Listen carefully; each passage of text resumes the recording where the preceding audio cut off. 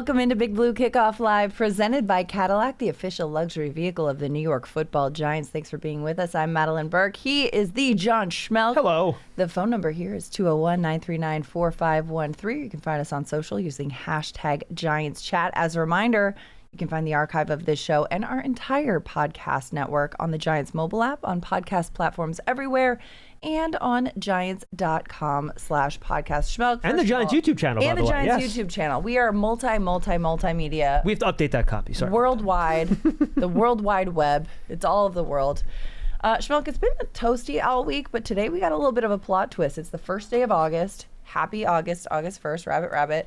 And it is chilly. It was cold. I'm in a hoodie. I purposely put on. It's funny. I went downstairs. I'll take you through my morning, folks. I know you're very interested.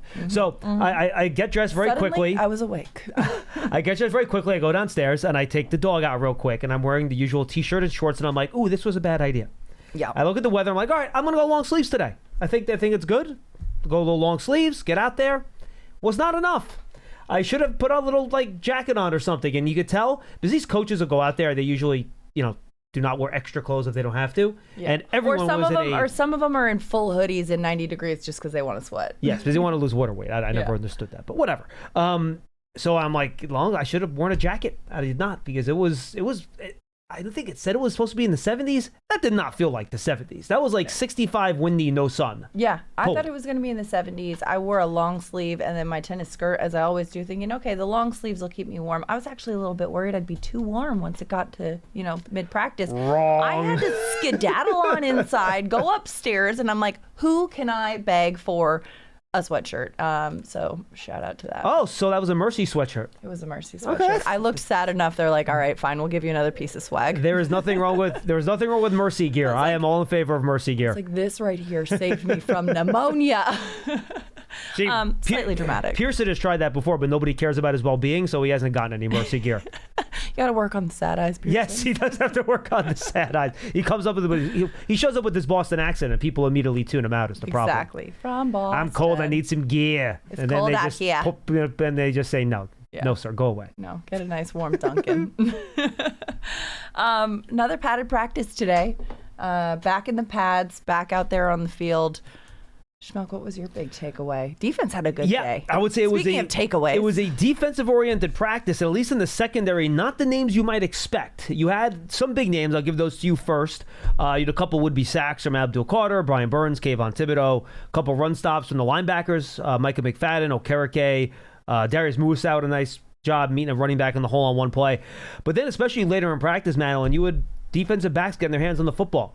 Yeah. Tyler Newman had an interception. Granted, that was basically almost like a Hail Mary pass with 2 seconds to go in a 2-minute drill. It counts, but I'm not going to kill the quarterbacks for that one.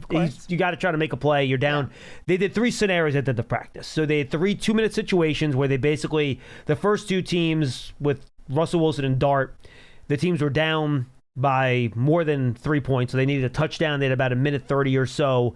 All the details will be on my practice report on Giants.com to go 80 yards with 1 timeout. So Russell Wilson got it inside the 30. He had 1 play left, and he just threw it up there, and Newman got the pick. Yeah. Good play. Prevented the score. The defense did not allow a touchdown in any 3 of those possessions, by the way. Good job by the defense. But then it was some less heralded players that were getting their hands on the football. Well, Dane Belton is also heralded. Yes. Oh, you know what? I did not get that on my practice report. I was rushing towards the end. That is correct. Dane Belton, he's got, he's known to take away the ball every once in a while in a practice, and he came up with one as well today. Yeah, no, he did. That was in the last team period where he basically jumped a quick route to the left sideline, I think it was, right? Yeah. It was slightly downfield, and he jumped it, picked it off, ran that back for what would be score. But it was D. Williams who had 2 interceptions, 1 to close out one of the final team periods. It was the next to last play, and then the next to last team period, he had a pick as well. Both down the right sideline from Tommy DeVito, 1 a back shoulder attempt to Daquan Felton, and he got his hands on it. The other one was more of a jump ball type of play to Dalen Cambry, and then he jumped and got that interception. So a couple really nice picks from him. Yeah, one-handed interception. It's a great day when you get a pick. It's a great day when you get 2 picks and a couple pass breakups from D. Williams. But it is something that Shane Bowen has been saying since the spring. Defensive coordinator Shane Bowen really putting an emphasis on takeaways. I mean, last season, Giants were near the bottom of the NFL. They only had 15 takeaways and a turnover differential of -8.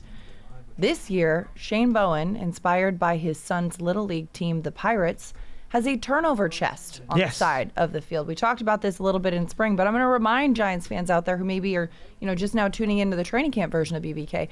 Shane Bowen's turnover chest is a storyline here. It's a pirate chest because his son's Little League team is called the Pirates, and he thought, well, that's a great mentality to instill, and what you focus on is what you get. And he's focusing on takeaways. Essentially, you take away a ball in practice, you put it in the chest. Are you happy about that? Yes, I don't know. You get some piracy going in there. But do you have to yell "arg" when you put the ball in the chest? I don't think they do, but I will. Okay. It's like, are you sure it got in there? Did you see where that pass was supposed to go? I don't know. I mean, you could do all the good play, matey, all that stuff. Yeah, yes, exactly. He threw the pass to starboard. To port. And then play all that, like the North Sea, dome, those sounds. Like, I don't know. Anyway, I think anytime there's something that, you have a little fun with and you really emphasize, it's good. But 4 takeaways in practice. Yes, again, it's practice, but can't blame the quarterbacks all right. Defensive players get paid too. Yeah. And it's an encouraging sign. No, I think the defense is starting to take the ball away a little bit. This was, for the most part, at least you've watched these practices too, Madelyn. I feel like this was probably one of the more lopsided practices. I feel like in a lot of the other practices, it's been the offense has gotten theirs in this period, the defense has gotten theirs in that period. Offense made a couple plays. We'll get into those. Mm-hmm. But I thought the defense was pretty dominant front and back, and they did a really, really nice job. But don't we usually see this time of year, the defense usually comes on so much faster than the offense? Yeah, usually I feel like it's earlier in camp when you get one of these days, like a couple of days in, but this was practice 8 already, Yeah, that's what I'm saying, is usually we see this very early on, but it was kind of even early on. Now the defense is pulling ahead. What does that say to you? Well, we'll see. Last week we had 2 padded practices, or I guess that was the beginning of this week, right? Yeah, what day is it? Who knows? Right, and I thought it was kind of, okay, kind of went back and forth a little bit. Now we had a good defensive day. Yeah. Let's see tomorrow when they have their consecutive padded practice before their day off on Sunday. Maybe the offense can come back and have an impactful day tomorrow. Yeah, I'd like to see it. 201-939-4513 is the phone number. Giants fans, make sure you go and subscribe to the Giants Huddle podcast. It features long-form interviews with Giants players, coaches, and front office staff, past and present. Plus, hear from the best analysts covering Big Blue and the NFL. Search for Giants Huddle and subscribe on your favorite podcast platform, or go to giants.com/podcast. And don't forget, if you are on Apple Podcasts, leave a 5-star positive review for all of our Giants podcasts. Yes. Like, comment, subscribe. What's up right now?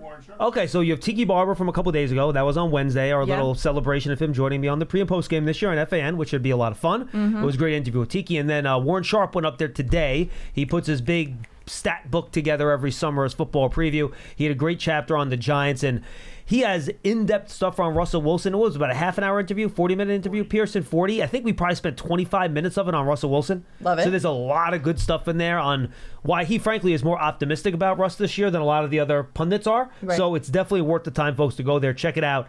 A lot of in-depth, situational type of numbers I think you guys will find interesting. So, again, check it out in all those spots that Madelyn talked about. Always a deep dive with this one. Make sure to check out the Giants Huddle podcast.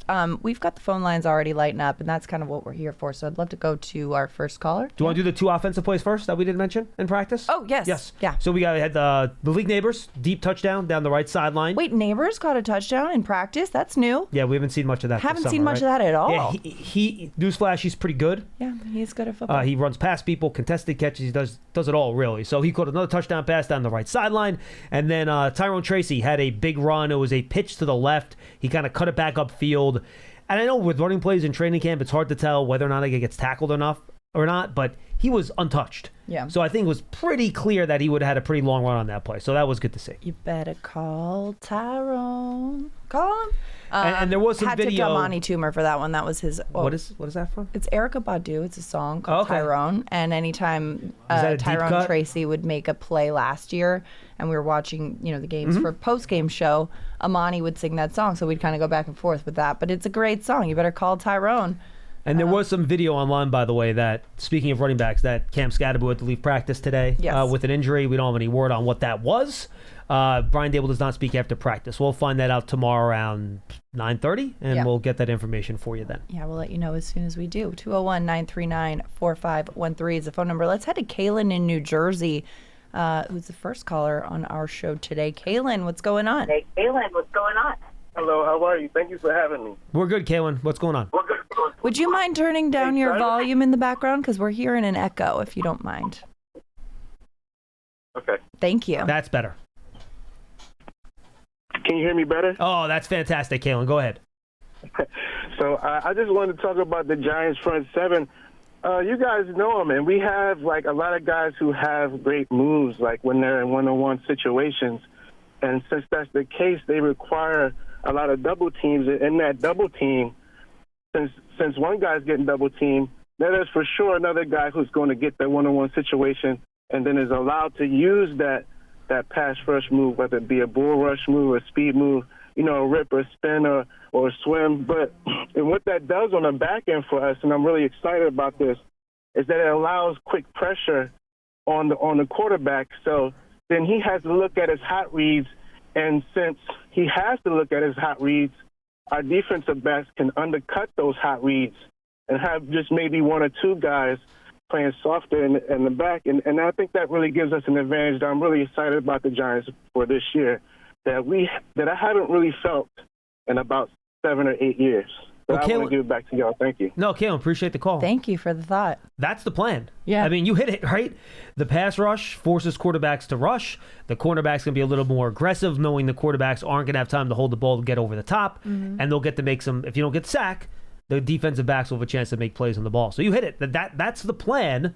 Now we'll see when they get into games that they can execute it. I also like, too, that we've been noticing a bit of improvement in the offensive line's ability to pick up stunts and shifts in practice reps. Yeah, there have not been free runners, for Right. sure. Yeah, and I think that, you hear from, there's a lot of hype about the Giants' defense, rightfully so, because you got the number 3 overall pick, Abdul Carter, coming in, a lot of big names, a lot of guys that we're excited about, but you see the one-on-one battles and you see the way that these position groups are going at it. The offensive line and the offensive front is really holding their own here too. Yeah, I was coming into the summer. I was thinking about this, and I wondered how dominant the defensive front would be in those one-on-one drills. And they've had their share of wins, but it has been a pretty solid showing by the offensive line, in my opinion. I think Jermaine Illuminor has had a fantastic camp so far. Yeah. He hasn't really gotten beaten in team all that much in one-on-ones when he's going against guys like Brian Burns, Abdul Carter, Kayvon Thibodeau.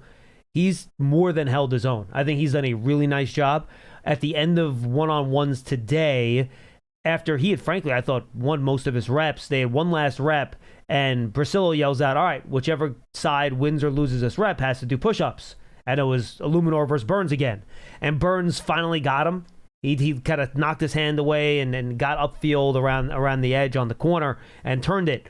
So the offensive line all had to do push-ups. But I thought that was not necessarily reflective of Illuminor's overall performance, who I think continues to do very, very well in those one-on-one and in the team situations too, to be honest with you. He said this is the first time in his career he's been able to just play one position in practice over the summer. He's just the right tackle. And I think, at least I hope, that's going to help him. If there's one guy I'm not worried about, and I know his contract's up after this year, and I've said this a million times, if the Giants want to extend him, I think it's a great idea. I think he's a really good player. I'm not worried about him. He's going to be solid as a rock. He's going to be good out there at right tackle. Yeah, that's going to be great for him. And then, speaking of positions, too, we got Evan Neal out there. He's been playing guard. Yeah. He's been getting more reps with the ones because Greg Van Roten has been out. His wife is expecting baby any day now. Unclear if if she has delivered or not, but wishing that family healthy delivery there. But, watching that offensive line, and we talked to Evan Neal the other day after practice. He was there in media availabilities. He's got a bit of a confidence to him, and the way that he talks about approaching the difference of playing at guard versus tackle and saying, at tackle, there's a lot of patience required. You're kind of waiting for the action to come to you, whereas guard, ball snapped, you're in it. You're kind of fighting immediately, and it seems like that is something that he's really embracing. Yeah, and I think it's part of the formula of when you're at guard, you're dealing with less space, right? Yeah.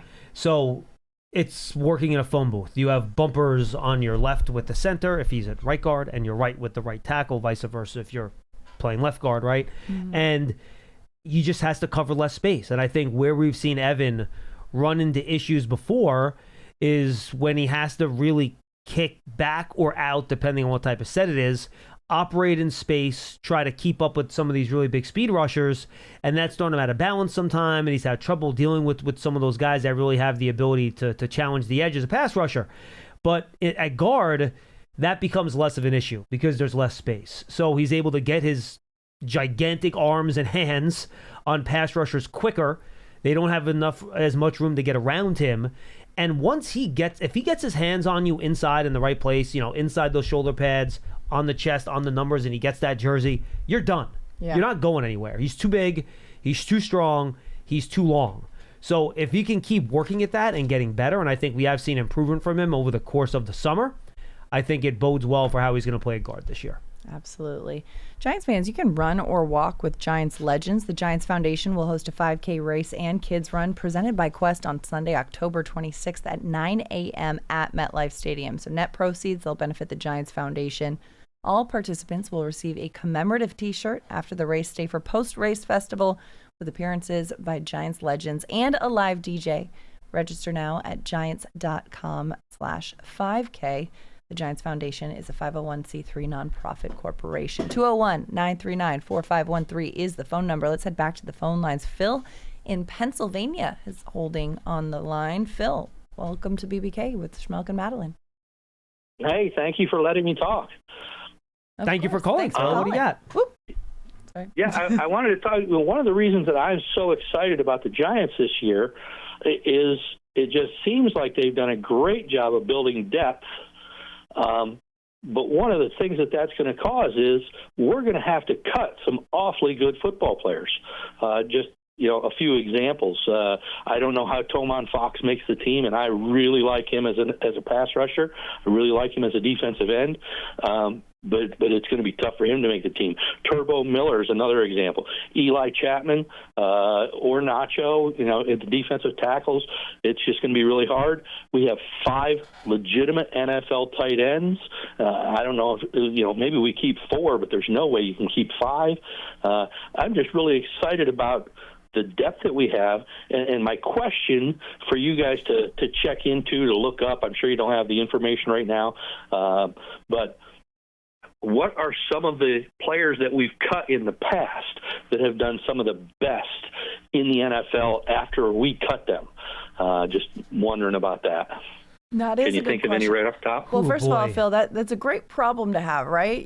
So much talent, so little space. Love that for us. And it also, too, is important to remember that, if you cut a player and they go have success elsewhere, it's not necessarily that they would have had that same success in this circumstance, in this team, in this system, in this, environment. Sometimes they are a really good player and go and show that elsewhere. And sometimes being in a new environment is helpful for that player to develop a part of their game that maybe they hadn't while they were here, or an approach or a style in which they hadn't. So it's not necessarily like those stats would have been our stats had they stayed type of a situation. Yeah, and look, I got to be honest, Phil. I think one of the problems we've seen with the Giants, generally speaking, is that when they've cut guys at the 53-man roster cut, those guys have not been claimed very often. And I think it shows where the roster's had some issues over the last 10 years, right? Right. But to your point, I think that's going to change this year, where for the first time in a while, you're going to have guys, and guys have landed on other teams eventually. They've gotten on practice squads, got called up, and then they've had roles and they've done well. But in terms of those initial waiver claims, you haven't had many of those off the Giants' cuts. But I do think this year that's going to change, to your point. And Mal and I were going to go through some of the position battles, and I think that's what we're talking about.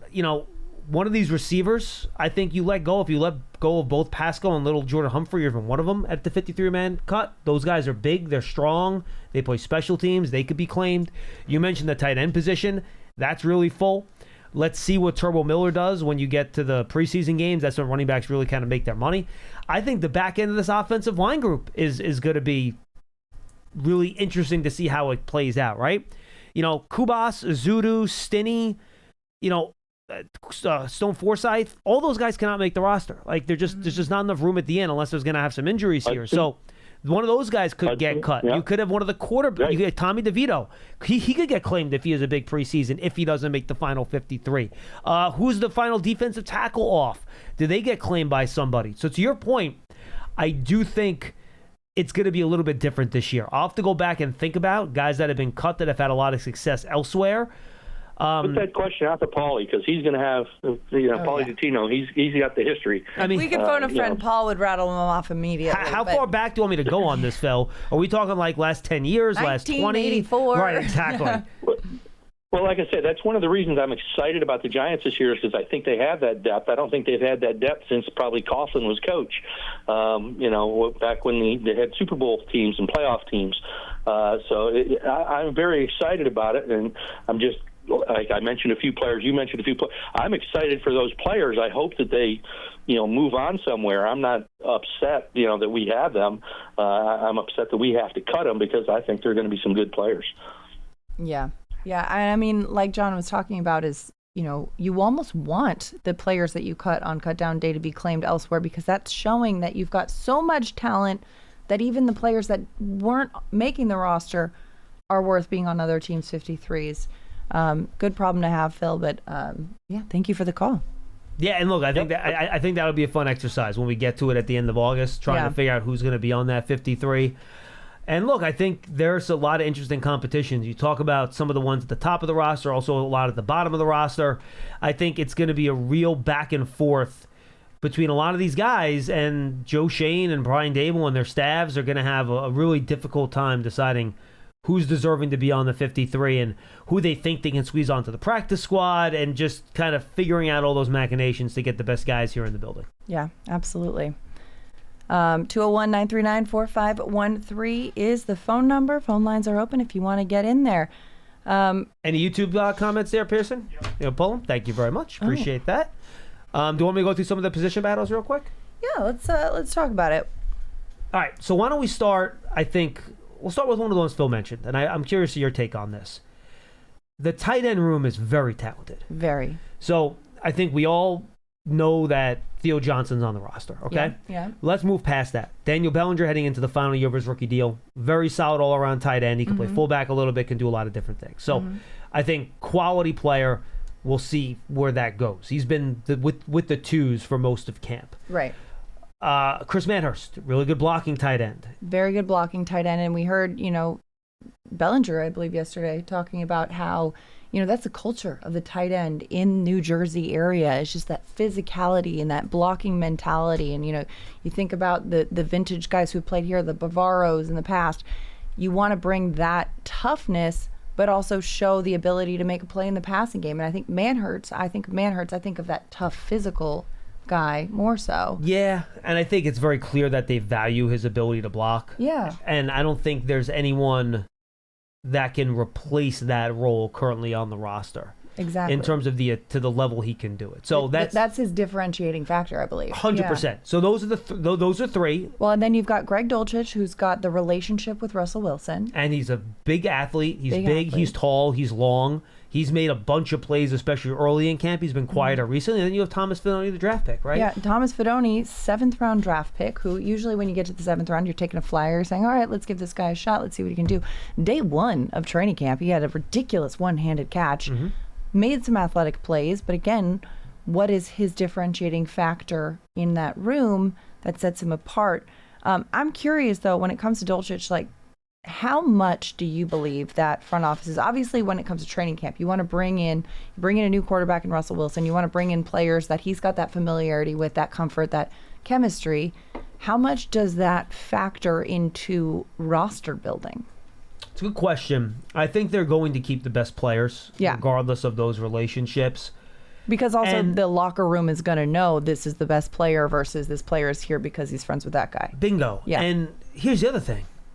Greg Dulcich has not been with the ones in camp. Right. So it's not like him and Russ have been able to show off this great connection. They haven't been on the field together, really, just based on how the depth chart has worked out, at least so far. So they just drafted Thomas Fidone. He's stature and athletically and physically, he's actually not all that dissimilar from Dulcich. See them standing next to each other. Their frames and everything are similar. For most rookie tight ends, Fidone's going to have to get stronger, become a better blocker, things like that. That's important to keep an eye on. But I think that'll be interesting. I don't think Fidone would get onto the practice squad. I'd be very surprised by that. I think he would get claimed by somebody. Right. Dulcich, I believe the Giants got him off of waivers last year after the Broncos cut him during the season, if I recall. So if the Giants put him on waivers, does somebody else claim him? Can either guy get snuck onto the practice squad? Who knows? But with all the talent there, I think you're keeping 4, and we'll see what that competition looks like for the 4th spot. Based on how they're really rotating everybody in all the spots, I think it's wide open, and we'll see which guy plays the best in the final, 4 weeks of camp. Right, exactly. Because like Phil mentioned, too, 5 tight ends is a lot. They're not doing that. 4 even would be a lot to carry on a 53-man roster. But if the talent is there and the production is there, you never know. You never know. We're getting some YouTube comments as well, but speaking of position battles, let's talk about the DBs, especially cornerback.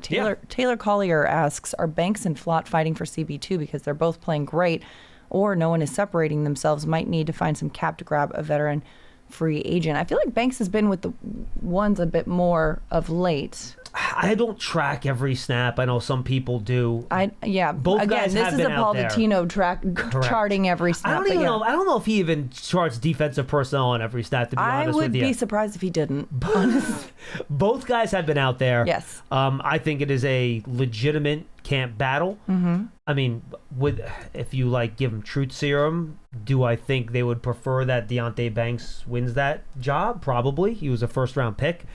He's just really, really talented. Right. But, for me, I think Banks has had a pretty good camp. Yeah. He's been physical. He's been sticky. He hasn't allowed a bunch of completions. He hasn't allowed a lot of big plays. So I think he's done a really, really, really nice job. And if he keeps playing this way, I'd be very surprised if he was not the starter. Yeah. Well, and I think also, too, there's, been some coaching changes that have acknowledged that he's, reflecting and reacting well to. But he does have a different energy around him. And he did kind of acknowledge that, last year, hey, I wasn't playing my best last season. I got to clean things up a little bit. And I think Tay Banks, he has a lot of talent. And one of the frustrations from last season is just finishing plays and being consistent in that regard. Can he separate himself and do that on a consistent basis where this team can trust him at that position? All right. Do you want to read can I read the big news here? It's not Giants related, but I can read it for you. I mean, it's NFC East related, and this is one of those things that I feel like, first of all, I'm just looking at this Notes app post, and it looks like it's going to be on a pillow or on a mug somewhere. Yes, it is long, so you guys are going to have to bear with me. Oh, it's a multi-page? Yes, there are 3 pages. Ooh, all right. Smoke them if you got them. Let me take some time. Here we go. You ready? Yeah. All right. This is from Micah Parsons on Twitter. Also, wait, background in case people are new to this scenario. Micah Parsons and the Cowboys have had some tension recently. Yes, trying to come to a contract agreement. He is on the last year of his contract. He's on his 5th-year option, if I'm not mistaken, in the final year of his rookie deal with the option. So this is what Micah Parsons has tweeted. Yes, I wanted to be here. I did everything I could to show that I wanted to be a Cowboy and wear the star on my helmet. I wanted to play in front of the best fans in sports and make this America's team once again. The team my pops and I grew up cheering for way up in Harrisburg, Pennsylvania. Unfortunately, I no longer want to be here. I no longer want to be held to closed-door negotiations without my agent present. I no longer want shots taken at me for getting injured while laying it on the line for the organization, our fans, and my teammates. I no longer want narratives created and spread to the media about me. I had purposely stayed quiet in hopes of getting something done, but since there is confusion out there, let me clear up some things. I had my agent reach out to the Cowboys last offseason after my 3rd year in hopes of getting a deal done early. Unfortunately, the team did not want to start negotiations at that point. I was okay with that, didn't complain, and focused on the 2024 season. After the season, I told my agent once again to let the team know we were open to negotiations when they met at the Combine. My agent informed me I should wait for other deals to get done because the price would only go up, but I didn't care and wanted to secure myself as a Cowboy long term. This was before any of the other pass rusher deals and the 2024 season.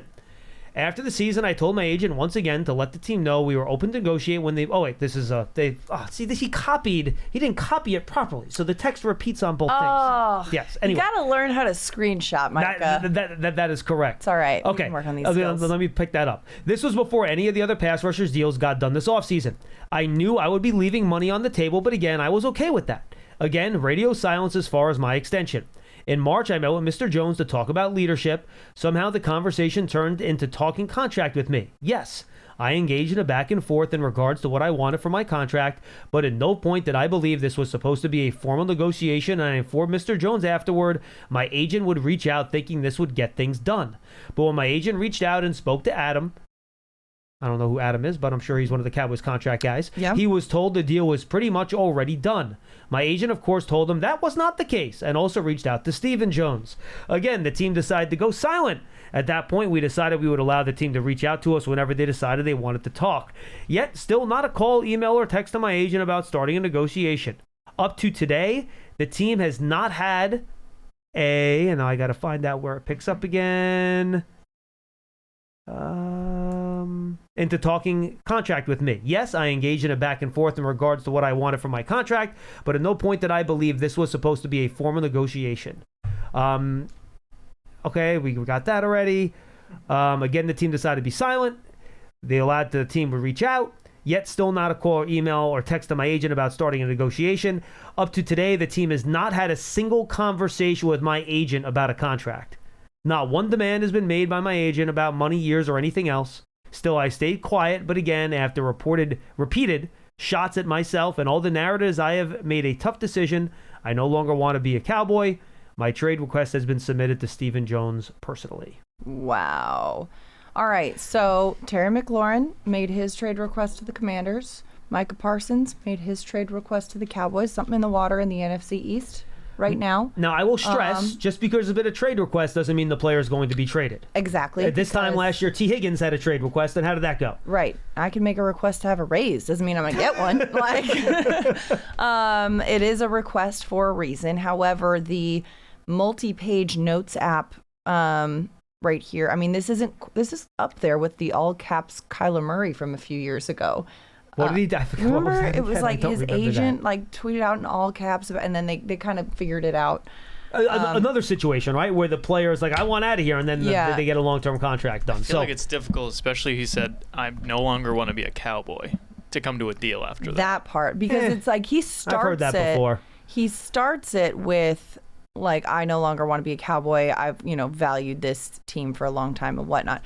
The fact that this is going on, though, not necessarily about whether or not he is on the roster, but you've got to think that when you're out there at training camp practices, this is happening in your locker room. We got live NFL Network of Micah Parsons talking one-on-one with Jerry Jones. I'm guessing that's at practice right now, am I assuming? Or maybe not? I don't know. Or maybe that's stock video. That could be stock video. It said live in the corner. I don't know if that means the B-roll is live or the program is live. Oh, yeah, yes. That's true. But yeah, this was a couple of years ago. All caps, Kyler Murray's agent kind of put out a similar thing, and then the Cardinals figured it out. So I reference this to say, hey, we've seen things get messy that have been, you know what, let's hug it out, let's figure it out, and let's go on and move forward. And we've seen things get messy that get messier, and the dumpster's on fire, and then there's a messy breakup. Unclear which direction this is going to go, but I would put it this way. That seems to be the problem. And look, we've heard this about the Cowboys before, where they like to try to negotiate contracts directly with players and not deal with agents. This is not the first time we've heard this. Right. And that's how they want to operate, because they think they can get a bigger deal, a better deal when they deal directly with the player. They tried the same thing with Dak Prescott. It didn't work. It's one thing, though, and it's one thing to say, okay, let's have a conversation directly with the player, but to refuse to speak to the agent is just 100%. bad business. Oh, it's no, just bad business. 1,000%. Right. So I guess my question now, if the Dallas Cowboys pick up the phone and call Micah Parsons' agent, don't you think they'll negotiate? Yeah. Because at the end of the day, the job is to get the deal done. Correct. And it's not to be, be a little petty, but it's not to be overly petty. Not to be. My guess, and this is just my guess, that Micah Parsons has told them many times, talk to my agent, they're not going to. And this is his final way of saying, no, really, you need to call my agent. Yeah. Yeah, you don't sit there and type out a multi-page notes app thing on a whim. There's some thought that's gone into this. This is not step one of the I'm upset at this process. This is I'm at the breaking point of this process. And if you remember, and I will double check this, I believe this is correct, but David Mugoletta, who is a very well-known and successful agent, he was also CeeDee Lamb agent, if I'm not mistaken. I'm double checking that right now. He is not CeeDee Lamb primary agent. He's represented by a team of agents. So, but he is someone that has dealt with the Cowboys on this stuff before. And I believe in a press conference earlier this year, they asked Jerry Jones directly about David Mugoleti, and I believe he said, I don't know who that is. Which is wild because he is one of the most respected and Correct. accomplished agents. I mean, Athletes First just put out a thing. He got voted, I forget what it is, one of the most productive agents or something like that. I don't know. He won some sort of something. Yes. Recently. This is, me doing my best at recounting. Yeah, but he is most powerful. Yes. Forbes just named there you go. His agent. Forbes calls him 2025's most powerful NFL agent. The most powerful NFL agent is the one that you're refusing to talk to right now? Question mark. So, that's according to Forbes. I'm sure now this is going to be the bottom line on ESPN NFL Network for like the next 3 weeks now. And look, the Cowboys have a history of this with their best players. They wait until Dak Prescott signed to his extension the morning of the first game of the regular season? Yeah, they were great on deadline. Ezekiel Elliott, same deal. He was, 2 weeks into camp after he held out. CeeDee Lamb was last week of August last year, something like that. So they've done this before. I would still be, for both, by the way, the Commanders and McLaurin and the Cowboys and Micah Parsons, I would be surprised if either of those guys are traded before the season starts. Yeah. In my opinion. It's like me in college submitting my essay like a minute before the deadline. Yeah. Correct. And typing it 3 minutes prior.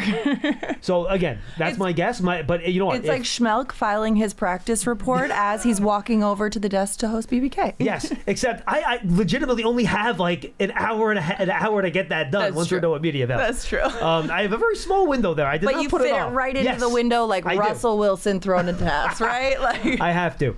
Now, I think the interesting part of this is, let's say the Cowboys decide, look, we have a lot of money from other people, right? And we're already paying Dak, we're paying CeeDee Lamb. Can we afford to pay a third player $40+ million? Maybe that's part of what and now look, that's what the top of the edge rusher market is. That's what Myles Garrett got. That's what TJ Watt got.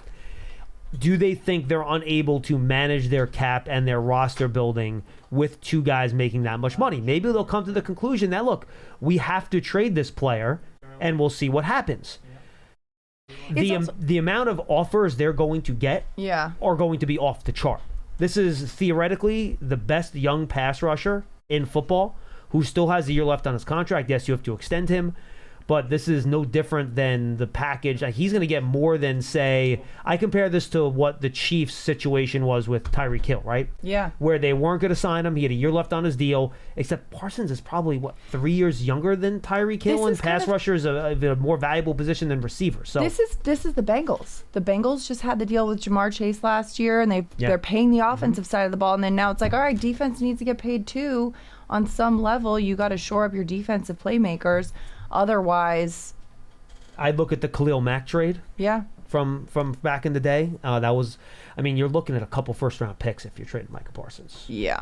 Yeah. But again, first-round picks in the future aren't going to help your pass rush this season. 100%. And what team are you trading him to? Where are those first-round picks going to be? Correct. Like, I would not be interested in trading into some team where you're going to get, pick 27 and 25. You know what I mean? Yeah. Yeah, exactly. Lots. It'll be interesting, and that's going to be the drama now over the next 2 weeks until they decide to call David Mugoleti and try to work out a deal. It is kind of nice though, like when the drama in the division is elsewhere. Yes, it is quite nice actually. I agree with you. Respectfully, and knock on wood. Giants camp is going well so far, and and I hope that they all work it out. And look, when's the last time the Cowboys let a young star player leave the building? Exactly. When they want. No, they will get it done. They will get it done. And I understand it too. As a young player, as a talented player, you know your worth and you want to be compensated rightfully so. And you want to have that job security when you know the value that you bring to the team and to the league. So they will figure it out at some point. How that looks or what that ends up looking like remains to be seen. But I would be flabbergasted if they let Micah Parsons walk out that building. Yeah, so would I. So 201-939-4513 is the phone number. First, want to remind you guys, the Giants official connected TV streaming app, Giants TV, brings original video content and game highlights on demand and direct to Big Blue fans. Giants TV is free on Apple TV, Roku, and Amazon Fire TV, and on the Giants mobile app. Again, it's 201-939-4513. Let's head to the phone lines. friend of the show, Charlie in Maine, on Big Blue Kickoff Live on a Friday with Schmeelk and Madelyn. Charlie, how you doing? Hey, good afternoon, Madelyn. It's great to hear your voice. And John, it's my two favorite people hosting the show today. You sound very thank you. You sound very chipper today, Charlie. You sound very chipper. Charlie's always a happy guy when he first calls. No, he is not. No, he is not always a happy caller. That is absolutely not true. I appreciate your optimism, but that is false. Give it a second. Yeah, he'll settle in a moment. How you doing, Charlie? Hey, I'm good. Hey, look, how about Micah for Carter? Would you guys do that? No, because you have to pay Micah Parsons. Yeah. And obviously, Micah Parsons is a better player than Carter. Right now, today, yeah, maybe. Of course. But, you know, would you let me put it this way? Would you rather have Abdul Carter on a rookie contract or Micah Parsons making $43 million a year? I would rather have Parsons than. Yeah, I would do it because he's proven. I would do that. Yeah. Okay. Well. Sure. And then then you'd watch Abdul Carter prove himself in Dallas as a younger guy on a rookie contract. Well, and more importantly, Charlie, then what players are not going to be here because you're paying Micah Parsons? That part, yeah. Well, probably most of our offensive line. Yeah. There you go. Anyway. And there's Charlie. Hey, look. The other thing you guys were talking about was about depth. Yeah. And I see there's not a lot of depth in cornerback. There's not a lot of depth at linebacker. There's not a lot of depth at tackle position offensively. There's a lot of areas where we don't have a lot of depth. No, look, Charlie, obviously every single position is not going to be deep as the others. I think corner, you feel pretty good about being 4 deep. Who the 5th guy is, I think right now is an open competition. But I think you feel pretty good about your top 4. For what? At corner. Cornerback? Yeah. Mm-hmm. Top 4, I see 3. Well, you got Flott, Banks, Yeah. Adebo, and Drew Phillips. Oh, yeah, 4. That's 4. Yeah, okay, 4. Yeah. But after that, Charlie admitted Hawkins is a question mark. Green's a question mark. He is happy. Linebacker, middle linebackers, like Okereke and McFadden. Who do you got after that? Not much. And tackle-wise, we don't have anybody. You got a Zulu. Real quick, Charlie, one position at a time. I would say a middle linebacker. Muasau played pretty well in the chances he got last year. I think they feel decent about him. Deontay Johnson was coming on strong until he got hurt. Do they have a proven player behind those two that have done it, for a long period of time? No, they do not. But I do think they have some pieces they do think have some promise there. And then offensive tackle, look, James Hudson has actually been pretty good in these one-on-ones at camp. Like, he has held his own against some pretty good pass rushers. I think they feel good about him at swing tackle.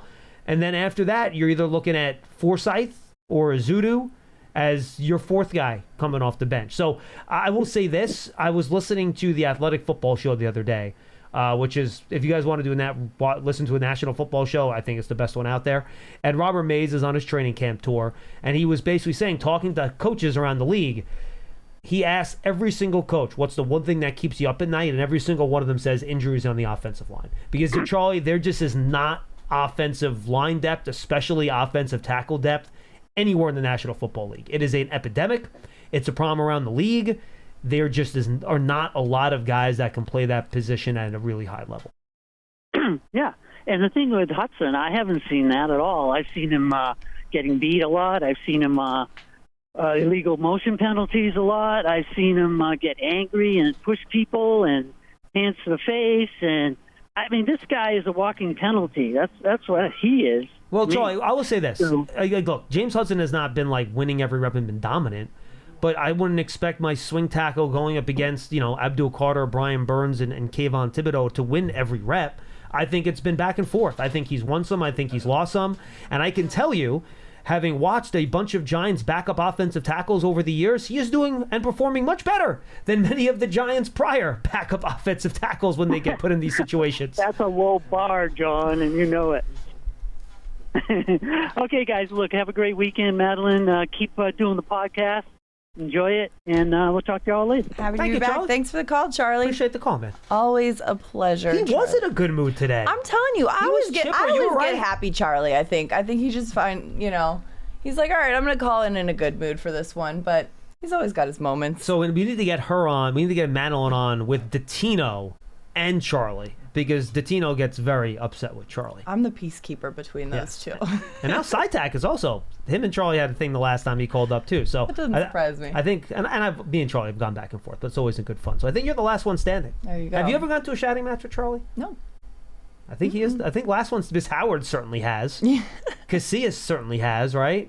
Yeah, Lance, forget it. He's the first one on the list. Yeah, I think you're the last one standing. Congratulations. Thank you. This is a streak that I am really proud of. Well, you should be. I think I deserve a medal. I think this should go on the resume. It totally will. Always a treat talking to Charlie from Maine. Giants fans, with another impactful draft and free agency class in the books, that means it's full steam ahead to the 2025 season. Take your fandom to the next level with a Giants season ticket membership and catch all the action at MetLife Stadium with an exciting home schedule on the horizon. With the membership, you'll also stay connected to the club all year round, not just on game days, with exclusive member access and benefits. So to learn more about a New York Giants season ticket membership, visit giants.com/tickets. 201-939-4513 is the phone number. We got a couple more calls to get to before we wrap up this show. Let's start with Joe in Utah. First of all, I think about Utah and I think about Jameis Winston saying, every time I get down the field, they make me give the ball to a quarterback from Utah because of Jackson Dart, and then, of course, back in New Orleans as well. But, Joe, how are you doing out in Utah? I'm doing good. How about y'all? We're good, Joe. What do you got? Doing great. Russell Wilson will win the MVP. Or he'll be an MVP candidate. All right, Pearson, we're putting the first bold prediction up on the board of the season. That might be the second one. I'm not sure. But that is why, Joe, why do you say that? I'm telling you. He's telling This us. man is a veteran. When you talk about the moon ball, you talk about the short ball, you talk about the mid-range game. He got it all. Week 1, he'll beat the Commanders. He did it last year with the Steelers. He's going to beat the Cowboys. The Chiefs up in the air. We'll beat the Chargers. We'll beat the Saints. We're going to start the season 4-1. Write that down. Joe, what do you have for the season record overall? Write down all these predictions, Pearson. These are all going in the document. 10-7. 10-7. Oh, wow. So if starting 5-1, I think that's a disappointing second half of the year. No, the schedule actually gets a little easier in December. Can't be too soon. Yeah, but we're a 3-1 team. Let's be realistic. Okay. Very, very. Hey, listen, Joe's out here calling for MVP for Russ. Russell Wilson is sitting in the same locker at MetLife that he sat in when the Seahawks played and won the Super Bowl there. So if you're superstitious, so we're looking for a little nugget there, maybe. Did the Seahawks they used our facility, right? The Seahawks for that Super Bowl?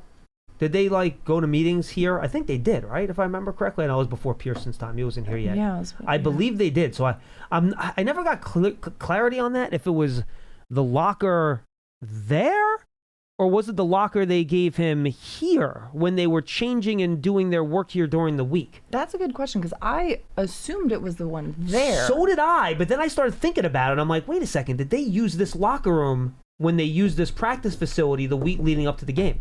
Need to follow up. Need to circle back. He's always in the darn quarterback room. I never actually see him in the hallway to ask him, but I will try to ask him when I get the chance. We're on the case. Joe, you got anything else for us?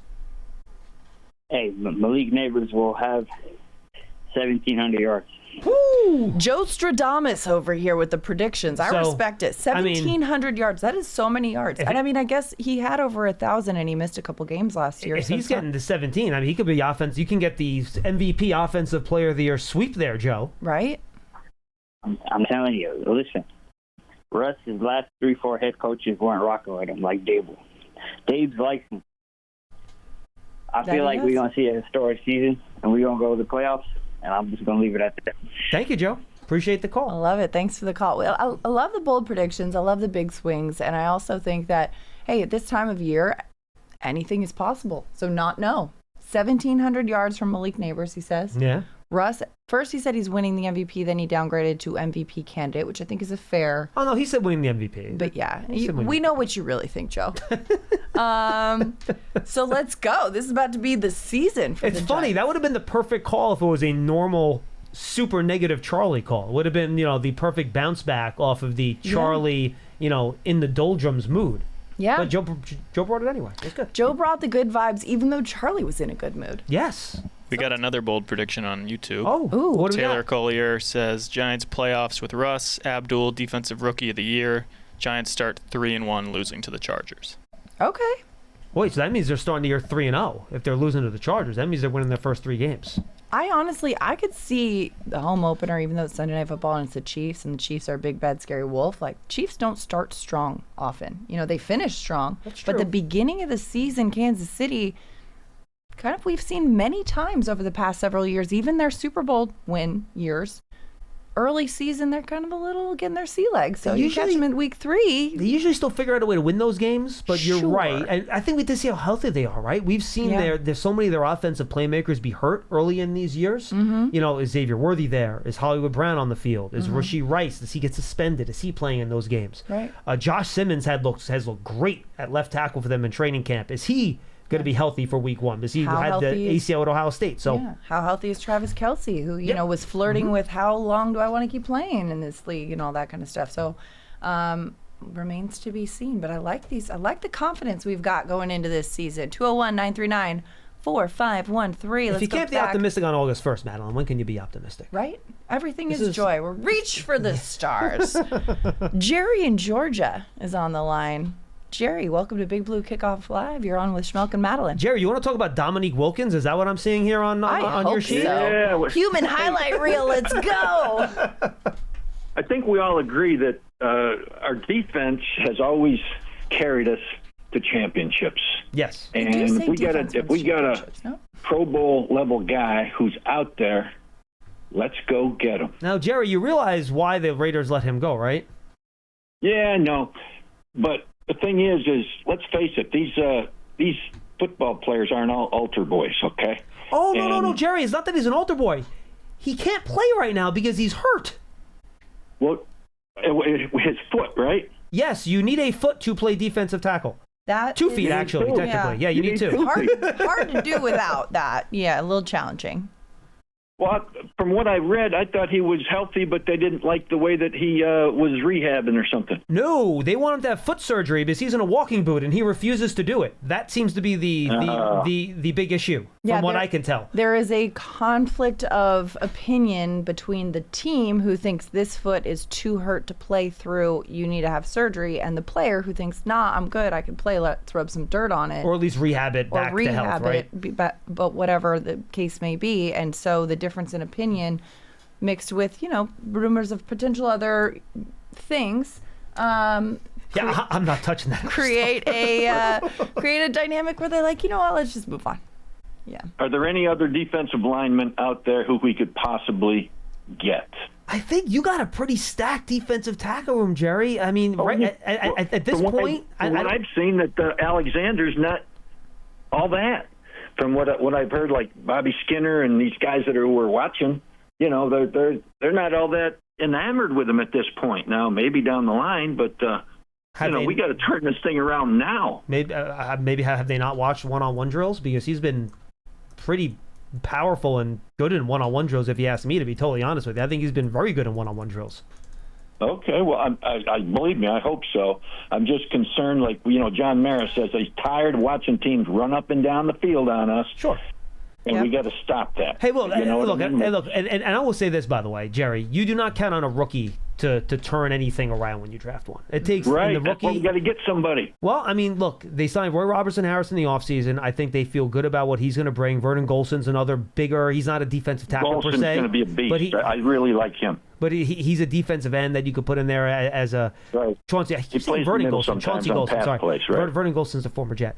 You put him in there at defensive end and running situation. So I think they feel better about what's going on down there.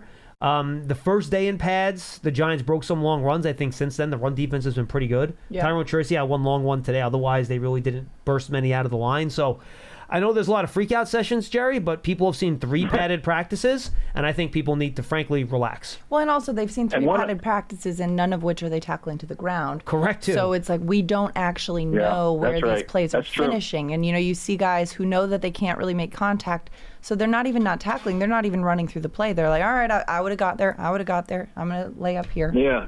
Well, who's going to say I didn't get there, right? Exactly. Exactly right. Hey, another thing, switching gears to the offense. Now, let's suppose Russ has a great year, which we all hope. What do you suppose might happen next year? I mean, let's face it, they went dark, but if Russ does great, how do you move away from him? I think that's a bridge you cross when you get there. I think you look at the way that Minnesota had with Sam Darnold, right? And you look at the way that Sam Darnold was playing so well while J.J. McCarthy is injured with the ACL, and Vikings fans are starting to wonder, oh my gosh, we love how well he's playing, but also what are we going to do next year? And it worked itself out. By the way, yes, they got to the playoffs. They didn't actually, Darnold was playing quite well and then kind of fell off a little bit, and they said, okay, you know what, we're going to trust our instincts and stick with J.J., who is our future. So we don't really know, and we could see a myriad of scenarios, but none of those are really worth pontificating over until we figure out what we get to at the end of the season. Thank you, Jerry. We appreciate the question thing. It all depends. And sorry, Jerry, we're running the end of this show. I want to hit a couple comments here. Yeah. How does Russ play? Yeah. What does Dart look like behind the scenes from what we can't see? Yeah. Does Dable trust that the young guy will be ready? How good is the offense? Like if the Giants score like 26 points per game this year, would you want to make a change? Right. Is Russ healthy at the end of the year? Like there's a million different, to your point, things that you cannot predict what things going to look like in 4 months or 5 months compared to now. Right. And we could see an incredible run and an incredible season from Russ that maybe just, is the one. We could see, if they score 40 points a game and win a Super Bowl, I mean, that's a great problem to have then, To me, the plan was this to be a 1-year thing, and then Dart moves in. But again, Russ wants to come here to prove that he can still be a long-term starter and a good one in the National Football League. That is his intention, and he would like that to be here. So let's see how it all plays out. I don't think it does anyone any good or is helpful at all speculating, well, if this and if that, if this and if that, then what happens in 5 months? Like, I think what's the point? If we're worrying about what to do if the Giants have too much success with Russell Wilson, that's a great place to be. Yes, can we please be having that argument in 5 months, please? I'm with you, 100%. Let's stop creating problems where they don't exist. Yeah. All right, let's get through some of these comments real quick, Madelyn. How's Corey Black doing? He's had a couple pass breakups. This one from Pete Cho on Twitter. He's shown some size, but again, 7th-round pick. He's going to be a developmental player on the back end of the depth chart. Yeah, absolutely. Virtually Speaking podcast wants to know, is Evan Neal a contender for first team? We've seen him getting some first team reps, obviously, with Greg Van Roten out for personal reasons the last couple of days. He's looking good at guard, but I think there's a lot to see. The games will be huge for him. The games are going to be huge for him, the preseason action, and so we'll see what he brings to that position there. I'm with you. Rob is saying, I have the nicknames for the running back room: Turbo Miller, Motor Singletary, Nitro Tracy, Diesel Scattaboo. Lock it in. Not no. I'm pretty into the Diesel Scattaboo. Well, you know what though? I think you need a nickname for the group. I do like the idea of the group. They're all kind of being correlated. Yeah, we were talking about this in the spring, and I threw one out there, and you were like, "That's a good one," and now I can't remember what it was. The garage. No, it was like, I don't know. We'll think about it. I'll tweet it at you later. We'll figure it out. I'm sure there's some NASCAR term that I'm not familiar with because I don't watch NASCAR.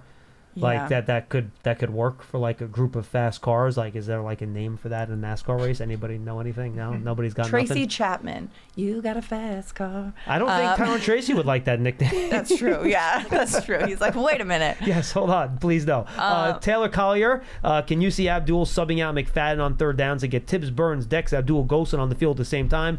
Yes, that would not surprise me. Or maybe even if you take Okereke off the field and you bring one of the safeties down, then McFadden's on with those guys when you have those 6 pass rushers together. Yeah. That could be a lot of fun. Absolutely. David Kiley saying, I think Manhurst's pass catching ability is underestimated by people. He has skills, caught a touchdown in the Colts game, looked good doing it. That is true. And I think we were emphasizing he has such strength in the pass blocking that is his strength. Not that he's unable to be a factor in the passing game, just that when you look at him and you think, what's your 1A headline about what you are bringing to this team, I think his blocking ability stands out. Yeah, absolutely. And I'm just looking up here with Bob Papa's like oak tag size.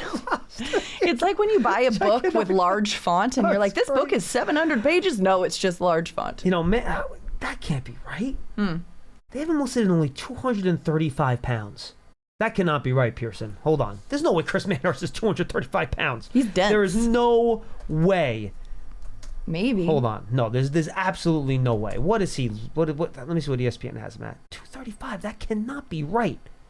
I'm gonna have to ask somebody about that. But that it's number all muscle cannot be mass. right. It's all muscle mass. Either way. Yeah. Yes, he has hands. He can catch the football, but he's not this downfield, jittery, bursty, fast speed route runner type. Right. So, no. Yeah, I mean, he has the ability. He looks good doing it. It's not somebody that you would look at and say, "Oh, I can't count on him to make a play." Yeah, he can catch checkdowns, little out routes, things like that. Right. To your point, but I think he is somebody that you're not looking at as, building a pass play around him. So, I mean, yeah. He's not option one for that. Correct. I need to investigate this 235-pound thing. I do not. Pearson, do you think that's correct? Schmeelk's going to come in with a scale tomorrow. Like, listen, can you just step on this? Well, let me put it this way. Fedoni, just to give you an idea, Thomas Fedoni is listed at 255 pounds. There is no way in hell he is 20 pounds heavier than Chris Manhurst. Yeah, unless there's he's zero chance of that. Fedoni is so much leaner. I mean, he's taller. I need to ask questions about this. So he's taller. I'm unhappy. Also, speaking of weight, since we're talking about that, Jalen Hyatt. Are you about to insult me? No. Jalen Hyatt, in his media availability today, talked about this. It's a big, it's an important storyline. Not important. It's an interesting storyline, I would say. Yes. Last year, he was saying he was playing at 171, but he wanted to bulk up and put a lot of emphasis on doing that. Now he's at 189, 190. He's put on almost 20 pounds, and he's been working in this off season to kind of get comfortable running and playing at that weight. But he said it's going to be helpful for him so that he's not just only in the slot as that kind of deep threat guy, but he's got more versatility on where he can be used on the field. And if you guys want more on that, we interviewed Jalen Hyatt and the whole wide receiver group on the Giants Huddle podcast back in June. So go to the archive and check that out. Madelyn, this was fun today. This was a blast. I am thrilled to be back here hanging out in the BBK studio with John Schmeelk and Pearson Butler. Oh, by the way, this is new and it's not in the copy. So we are now in the Hackensack Meridian Health podcast studio. Keep getting better. Happy Hackensack Meridian Health podcast studio. I'd like to say thank you because when I had one of my concussions, Hackensack took very good care of me. Hackensack's the best. I was just a Hackensack doctor yesterday. They're wonderful. Shout out to Hackensack Meridian Health and the Hackensack Meridian Health podcast studio. All right, that's a wrap for our show today. Let's do it. We'll wrap it up. All right, for John Schmeelk, I'm Madelyn Burke. Big Blue Kickoff Live, presented by Cadillac, the official luxury vehicle of the New York Football Giants. Thanks so much for tuning in and watching this Friday afternoon. We'll see you next time. Have a great weekend.